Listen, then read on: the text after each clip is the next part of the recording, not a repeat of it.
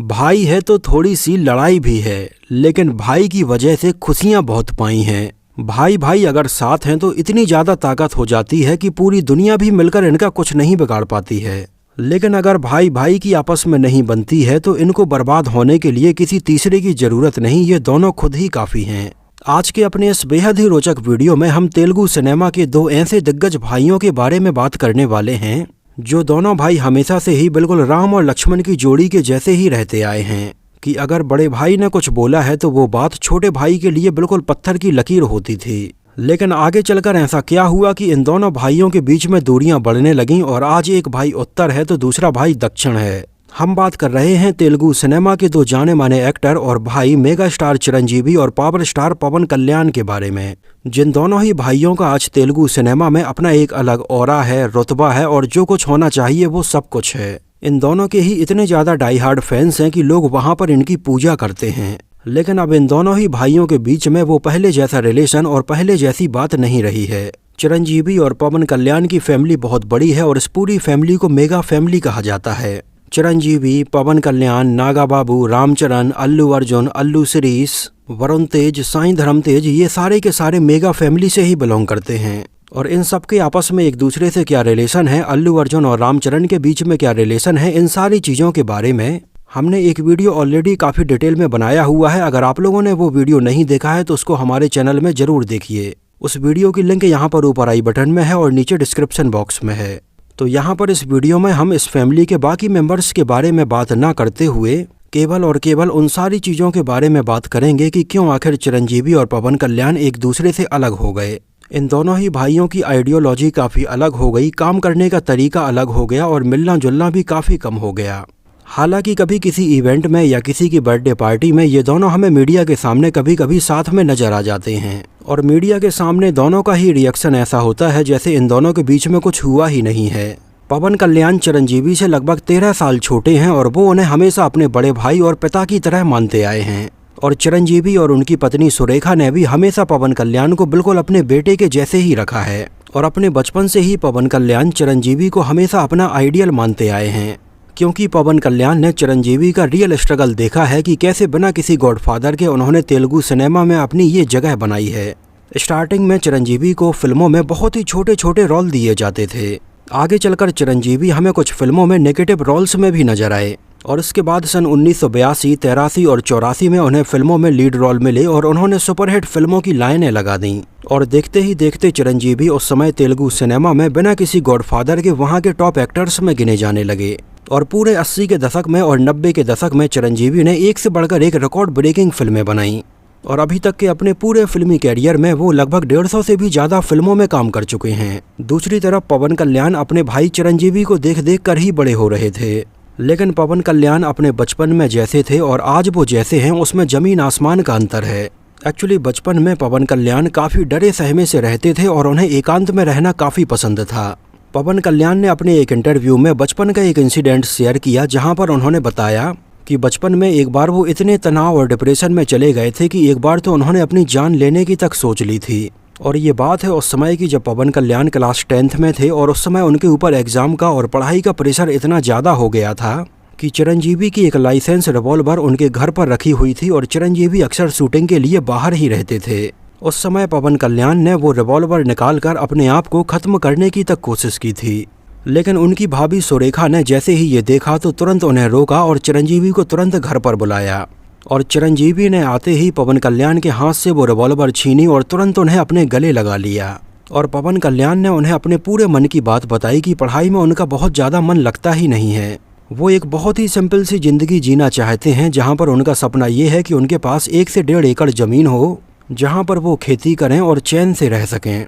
और उस समय चिरंजीवी ने अपने बड़े भाई होने का फ़र्ज बखूबी निभाया। उन्होंने पवन कल्याण को समझाया कि भाई तू जो भी करना चाहता है, जो भी तेरे सपने हैं उसको पूरा कर। यहाँ तक कि तू कुछ भी नहीं करेगा, घर पर खाली बैठा भी रहेगा तो भी उन्हें खुशी होगी। और उनसे वादा करें कि आज वो जो कदम उठाने जा रहे थे वो ज़िंदगी में दोबारा कभी नहीं उठाएंगे। उस समय पवन कल्याण को चिरंजीवी की पूरी बात समझ में आ गई और अपने बड़े भाई और भाभी का अपने लिए इतना ज़्यादा प्यार देखकर उन्हें बहुत ज़्यादा खुशी हुई और अंदर से इतनी ज़्यादा ताकत मिली कि उनका डिप्रेशन अपने आप ही ख़त्म हो गया। और उसी समय पवन कल्याण ने यह डिसाइड किया कि अब वो अपनी ज़िंदगी में कुछ बड़ा करके ही दिखाएंगे। आगे चलकर उन्होंने मार्शल आर्ट्स की ट्रेनिंग ली और कराटे में ब्लैक बेल्ट हासिल किया।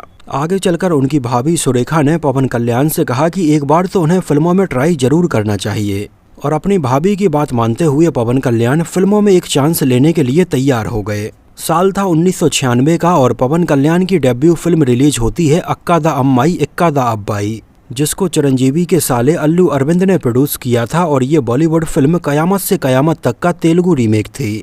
और उनकी डेब्यू फिल्म में लोगों ने पवन कल्याण को बहुत ज़्यादा पसंद किया और ये फिल्म सुपरहिट रही। एक्चुअली उस समय तेलुगु सिनेमा में काफ़ी बदलाव हो रहा था, बहुत सारे नए एक्टर्स आ रहे थे और उस समय यूथ अपने टाइप की कुछ फिल्में देखना चाह रहे थे।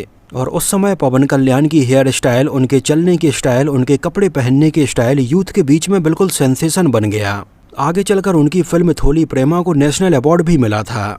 इसके बाद उस समय उनकी लाइन से आई कुछ ट्रेंड सेटर फिल्में रहीं, जिनमें तांबड़ू, बद्री और कुसी शामिल हैं। जिनमें से उनकी फिल्म तांबड़ू भी आमिर खान की फिल्म जो जीता वही सिकंदर का तेलुगु रीमेक थी। और ये उस समय पवन कल्याण के कैरियर के स्टार्टिंग में आई कुछ ऐसी फिल्में थीं जिनके जरिए वो तेलुगु ऑडियंस के सीधे दिलों में उतर गए थे।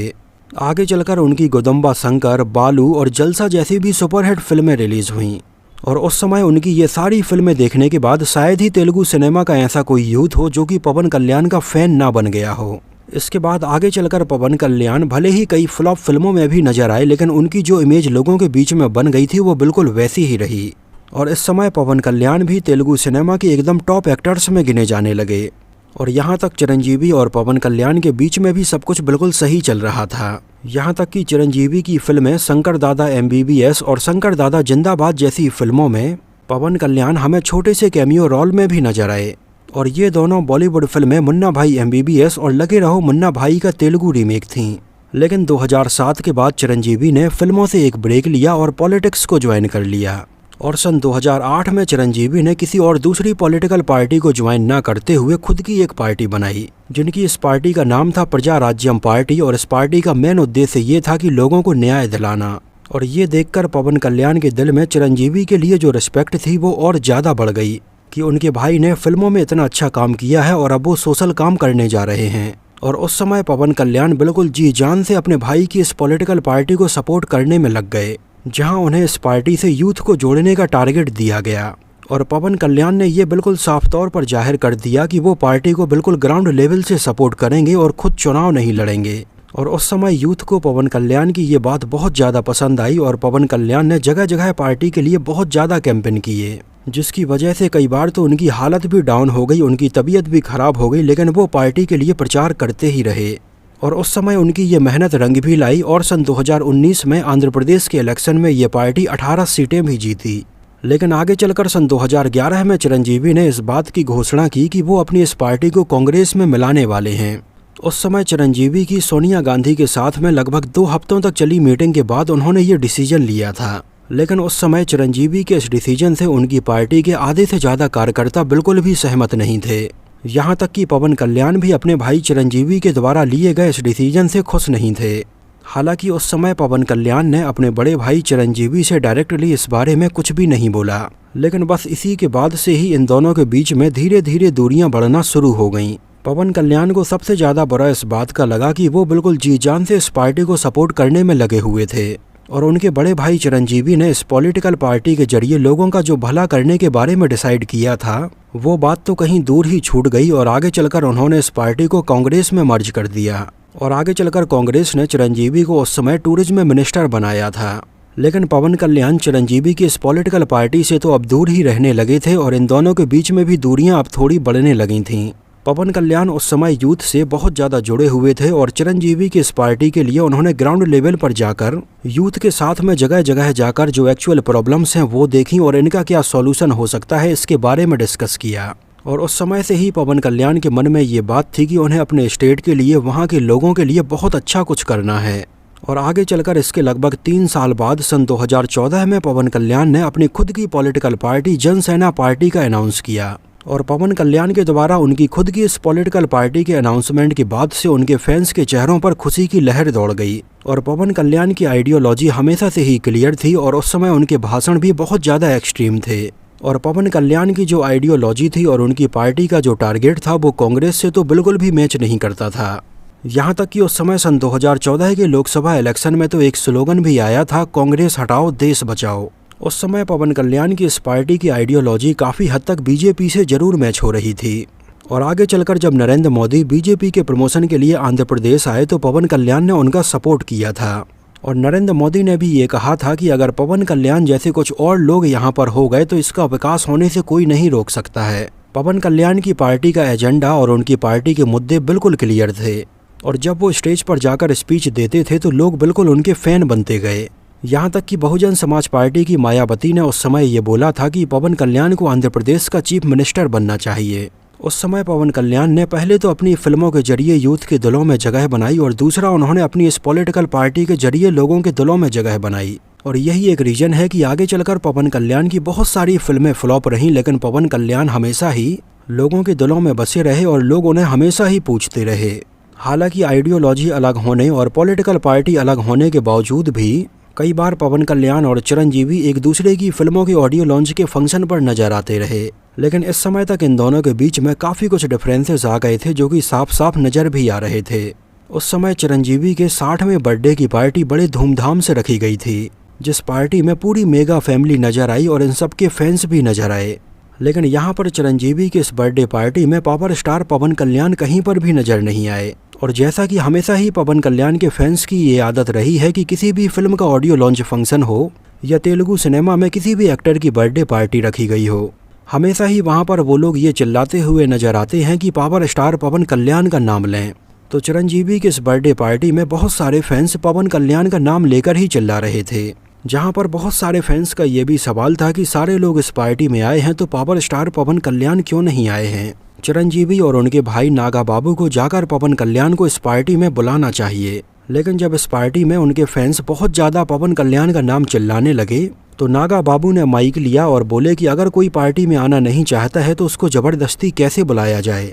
अपने पावर स्टार से जाकर पूछो कि कितनी बार उन्हें इस पार्टी के लिए इन्विटेशन दिया गया है। लेकिन अगर वो खुद ही इस पार्टी में नहीं आना चाहते हैं तो फिर वो क्या कर सकते हैं। और इसके बाद चिरंजीवी की इस बर्थडे पार्टी का केक काटा गया और ये पार्टी खत्म हो गई। इसके अलावा ऐसे कुछ और भी इंसिडेंट हुए जहां पर चिरंजीवी और पवन कल्याण कई बार तो हमें एक साथ नजर आए, लेकिन कई बार बहुत सारे ऐसे मौक़ों पर ये हमें एक साथ नजर नहीं आए जहां पर इस पूरी फैमिली को साथ होना चाहिए। हालांकि इंटरव्यू में कई बार जब पवन कल्याण से और चिरंजीवी से इन दोनों के रिलेशन के बारे में पूछा गया तो इन दोनों ने ये कहा कि इनके बीच में तो बिल्कुल सब कुछ सही चल रहा है, लेकिन इनके जो डाई हार्ड फैंस हैं और इनके पल पल की खबर रखते हैं या इनके जो बहुत ज़्यादा करीबी हैं, उन लोगों को पता है कि इन दोनों के बीच में सारी चीज़ें सही नहीं चल रही हैं। हालांकि ये दोनों ही भाई बहुत अच्छी फ़ैन फॉलोइंग एंजॉय कर रहे हैं और दोनों का ही बहुत ही अच्छा स्टेटस है। पवन कल्याण हमें हरिहारा वीरा मल्लू, ओजी और उस्ताद भगत सिंह जैसी फिल्मों में नजर आने वाले हैं, तो वहीं चिरंजीवी हमें गॉडफादर, वाल्टर वीरैया और भोला शंकर जैसी फिल्मों में हाल ही में नजर आए हैं। लेकिन चिरंजीवी की ये तीनों ही फिल्में बिल्कुल बुरी तरह से फ्लॉप रही हैं। हालांकि बीच में कुछ ऐसी न्यूज भी सामने आई जिसमें ये कहा जा रहा था कि चिरंजीवी और पवन कल्याण किसी फिल्म में एक साथ नजर आने वाले हैं, जिसको डायरेक्टर त्रिविक्रम या SS राजमौली डायरेक्ट करेंगे। लेकिन आगे चलकर इस प्रोजेक्ट के बारे में कोई भी खबर नहीं आई और ये बीच में ही बंद हो गया। तो दोस्तों, ये तो बात हुई तेलुगु सिनेमा के दो दिग्गज भाई चिरंजीवी और पवन कल्याण की कहानी। आप इन दोनों ही भाइयों में से सबसे ज़्यादा पसंद किसे करते हैं, हमें कमेंट सेक्शन में ज़रूर बताना। और अगर ये वीडियो आपको पसंद आया हो, मेरी मेहनत आपको पसंद आई हो, तो इसको प्लीज़ लाइक करके मुझे इस बात का जवाब ज़रूर दीजिए। तो मिलते हैं किसी नए वीडियो में कुछ और ऐसी ही इंटरेस्टिंग और रोचक बातों के साथ।